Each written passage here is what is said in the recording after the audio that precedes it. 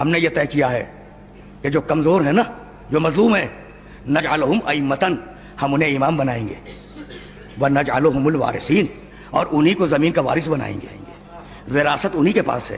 اب ایک بات طے ہو گئی کہ جہاں امامت ہوگی وہی وراثت ہوگی، اور جہاں وراثت ہوگی وہی امامت ہوگی۔ تو اب سمجھ میں آیا کہ وراثت سے انکار کیوں ہوا تھا؟ نہیں، بات واضح نہیں ہوئی۔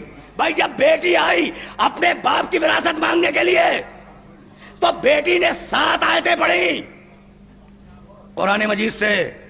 بھائی توجہ رہے، وَوَرِثَ سُلَيْمَانُ دَاؤُدَ، سلیمان نے داؤد کی وراثت پائی۔ یرثنی وَیرث مِنْ آلِ یعقوب، میری بھی وراثت اس کو ملے، آل یعقوب کی بھی وراثت ملے۔ للہ میراث السماوات والارض، ایک کے بعد دوسری کے بعد تیسری، یہ کہتی گئی کہ یہ ہے تمہارا قرآن جو وراثت کی بات کرتا ہے۔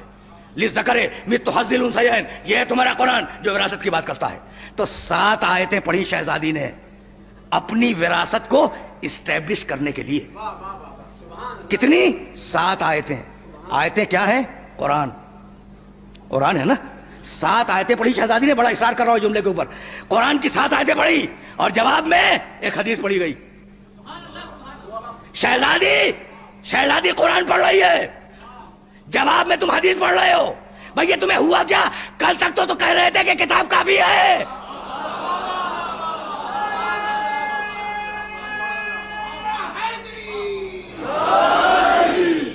بھئی تمہیں کیا ہوا؟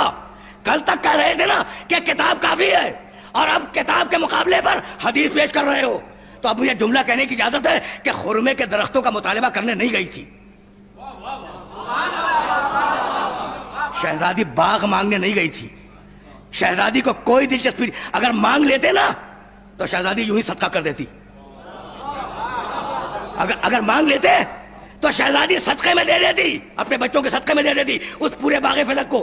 تو باغ مانگنے نہیں گئی تھی شہزادی، تو یہ بتلانے گئی تھی کہ کل میرے باپ نے کہا تھا کہ میں ایک حدیث لکھ دوں، تو تم نے کہا تھا کہ کتاب کافی ہے، اور آج میں کتاب پیش کر رہی ہوں تو تم جواب میں حدیث پیش کر رہے ہو۔